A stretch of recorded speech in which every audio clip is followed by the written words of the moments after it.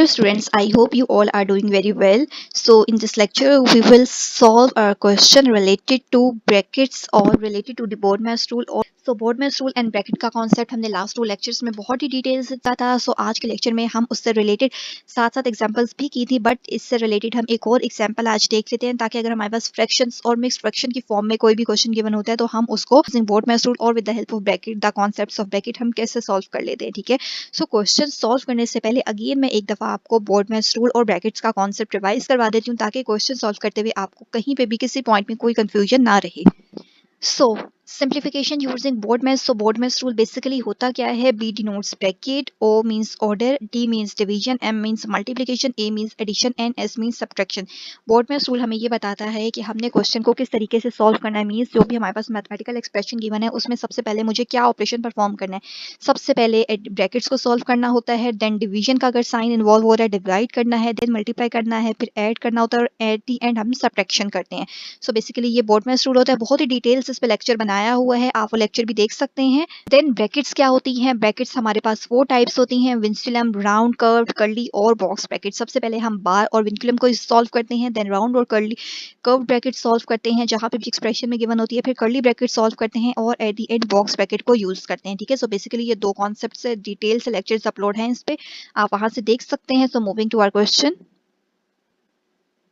सो अब इन 2 लेक्चर्स को माइंड में रखे, 2 कॉन्सेप्ट्स को माइंड में रखे हमने आज का लेक्चर जो है वो अपना कंटिन्यू करते हैं. क्वेश्चन को सॉल्व करना है, सिंप्लीफाई टू 1/3 डिवीजन. क्वेश्चन देखिए आपको पता चल रहा है कि हमारे पास मिक्स फ्रैक्शन में जब भी हमारे पास इस तरह डिवीजन और साइड पे कोई नंबर लिखा होता है इसका मतलब है कि ये हमारे पास मिक्स फ्रैक्शन गिवन है. ठीक है, सो सबसे पहले हमने क्या सॉल्व करना होता है? सबसे पहले बार यूज करनी है. क्वेश्चन में आप देख सकते हैं कि बार गिवन नहीं है, तो उसके बाद हम लोग कौन सी ब्रैकेट यूज करते हैं? उसके बाद हमने कर्व्ड ब्रैकेट सॉल्व करनी होती है. मींस हमने सबसे पहले ये वाली ब्रैकेट सॉल्व करनी है.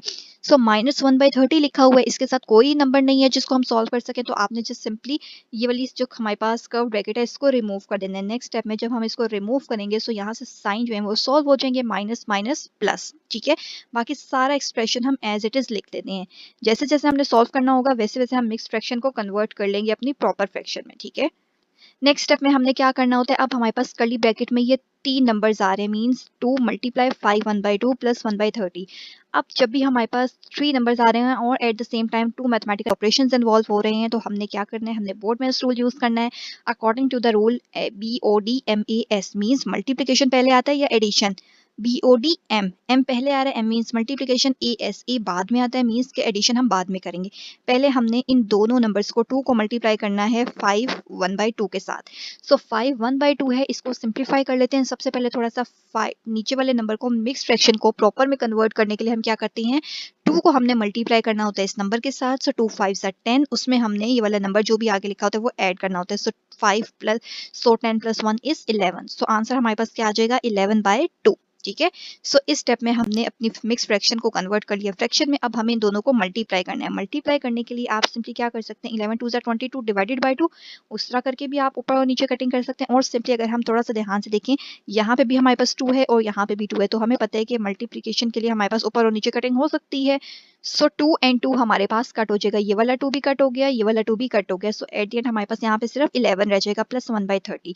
अब हमने क्या करना है? कर्ली ब्रैकेट में एडिशन ऑपरेशन इन्वॉल्व हो रहा है. 11 के साथ हमने ऐड कर लेना है 1/30. एक फ्रैक्शन है, एक सिंपल नंबर है, तो हम कैसे फ्रैक्शन के साथ नंबर को ऐड करते हैं? हमें उसके लिए एलसीएम लेना होता है. एलसीएम लेने के लिए जहाँ पे कोई नंबर नहीं है वहां पे सिंपली हमारे पास क्या होता है? 1. ठीक है, लाइन हमने लगानी होती है इस तरह करके. हम एलसीएम के लिए एक लाइन लगाते हैं. 1 and 30 दोनों नंबर्स में से जो ग्रेटर नंबर होता है, और एलसीएम लेके आप चेक कर सकते हैं जब भी 1 के साथ कोई दूसरा नंबर आएगा तो जो भी दूसरा नंबर है वो आपके पास सिंपली यहाँ पे आ जाएगा. ठीक है, अब यहाँ पे हम नंबर्स कैसे लेते हैं? 1 को हम किस नंबर से मल्टीप्लाई करें कि आंसर मेरे पास 30 आ जाए?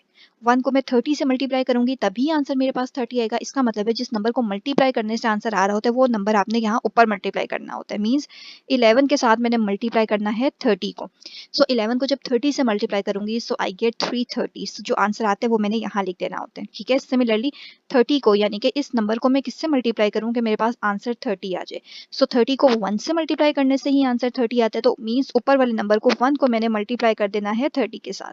सो 1 को जब मैं 30 से मल्टीप्लाई करूंगी सो 1 30 1 को 30 को 1 से मल्टीप्लाई करने से 30 आता है, तो मीन्स के 1 से जिस नंबर को मल्टीप्लाई करने से आता है वो नंबर हमने ऊपर वाले नंबर के साथ मल्टीप्लाई कर देना होता है. सो 1 1 1.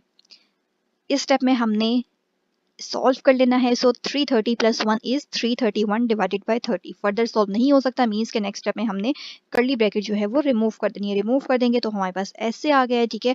अगेन हमारे पास अब स्क्वायर ब्रैकेट आ गई है। स्क्वायर ब्रैकेट पे आप देख सकते हैं कि दोनों ऑपरेशन हमारे पास माइनस के हैं, इसीलिए हम दोनों में से कोई भी पहले सॉल्व कर सकते हैं। कैसे सॉल्व करना है? सबसे पहले हमें सॉल्व करने के लिए इनकी मिक्स फ्रैक्शन से इसको कन्वर्ट करना है प्रॉपर फ्रैक्शन में। सो कैसे कन्वर्ट करेंगे? सो यहाँ पे ये स्टेप रिपीट हो गया है। कैसे कन्वर्ट करते हैं? सबसे पहले 3 1 सा 3, उसमें ऊपर वाला नंबर ऐड करना है। So 3 + 1 is 4, 4 divided by 3। Similarly 2 5 सा 10, 10 + 1 is 11, 11 divided by 5 and 330 by 30 already improper fraction में लिखा हुआ है, ऑलरेडी फ्रैक्शन फॉर्म में है, तो उसको हमने एज इट इज लिख दिया है, ठीक है। जब आप मिक्स फ्रैक्शन को कन्वर्ट करते हैं तो आपके पास प्रॉपर भी आ सकती है, इम्प्रॉपर भी आ सकती है। आपने मिक्स फ्रैक्शन को फ्रैक्शन की फॉर्म में हमने कन्वर्ट कर लिया है, ठीक है। प्रॉपर भी आ सकती है, इम्प्रॉपर भी आ सकती है। सो नेक्स्ट स्टेप में हमने क्या किया है? अगेन इन सब का एलसीएम ले लिया है। मैंने आपको बताया था एलसीएम हम कैसे लेते हैं। 3 5 30 तीनों को आपने इस तरह रखे जिस तरह हम एलसीएम लेते हैं 3 5, ठीक है। इस तरीके से जैसे हम एलसीएम लेते हैं 3 5 30, इस तरह आपने एलसीएम ले लेना है, ठीक है। सबसे पहले 3 1 सा 3, 5 एज इट इज आ जाएगा एंड 3 10 सा 30, लास्ट में 5 1 सा 5 एंड 5 6 सा 30 और उसके बाद 6 1 सा 6। तो जब आप इन सारे नंबर्स को यहाँ पे जो आपके पास नंबर आएंगे ना, इनको मल्टीप्लाई करेंगे तो हमारे पास आंसर 30 आ जाएगा, ठीक है। सिंपल, जिस तरह हम एलसीएम लेते हैं। सो 30 आ गया। बारी बारी ये वाले नंबर्स कैसे आते हैं? 3 को मैं किससे मल्टीप्लाई करूँ कि मेरे पास आंसर 30 आ जाए? 3 को 10 से मल्टीप्लाई करने से। तो 4 ऊपर वाले नंबर को हमने उससे मल्टीप्लाई कर देना होता है, मीन्स ऊपर वाले नंबर को हमने 10 से मल्टीप्लाई करना है। सो 4 10 सा 40। सिमिलरली 5 6 सा 30 होता है, तो मीन्स 11 को मैंने 6 से मल्टीप्लाई कर देना है। 11 6 सा 66। 31 सा 30 होता है, तो 331 को मैंने 1 से मल्टीप्लाई कर देना है। सो 331 1 सा 331। लास्ट में हमने क्या करना है? इन तीनों को सॉल्व करना है, मीन्स 40 में से आपने -6 करने हैं, जो हमारे पास आंसर आएगा -26। -26 आ जाएगा। -26 -331, सो माइनस माइनस प्लस 331 में आपने 26 ऐड करने हैं। So you get 357। दोनों के साथ माइनस था, ग्रेटर नंबर के साथ जो साइन होता है वो हमने यहाँ पे लिख लेना होता है, ठीक है। लास्ट में हमने क्या करना होता है? अब हमारे पास ब्रैकेट में एक ही नंबर है तो स्क्वायर ब्रैकेट रिमूव कर दें। यहाँ पे आप रिमूव भी कर सकते हैं और 2 5 सा 10, 10 + 1 इज 11, 11 डिवाइडेड बाय 5 लिख दें, ठीक है। इस तरह लिख दें या इस तरह लिख दें, एक ही बात है। सो फर्दर सॉल्व करने की फिलहाल जरूरत नहीं है, हम क्वेश्चन को यहीं पे ही अपने एंड कर रहे हैं। So that's all from today's class. Board maths rule और ब्रैकेट से रिलेटेड बहुत सारे क्वेश्चन अब हमने डिटेल से ये कॉन्सेप्ट सारे पढ़ लिए हैं। बहुत सारे एग्जांपल्स भी हमने साथ साथ सॉल्व की थी। आज भी हमने एक और लेक्चर और कंप्लीट एग्जांपल इस पे सॉल्व कर ली है। सो आई होप आपको ये लेक्चर अब अच्छे से क्लियर हो चुका, आई होप आपको ये टॉपिक अब अच्छे से क्लियर हो चुका होगा। न्यू है तो चैनल को लाजमी सब्सक्राइब कर लीजिए and stay connected with us for more informative lectures.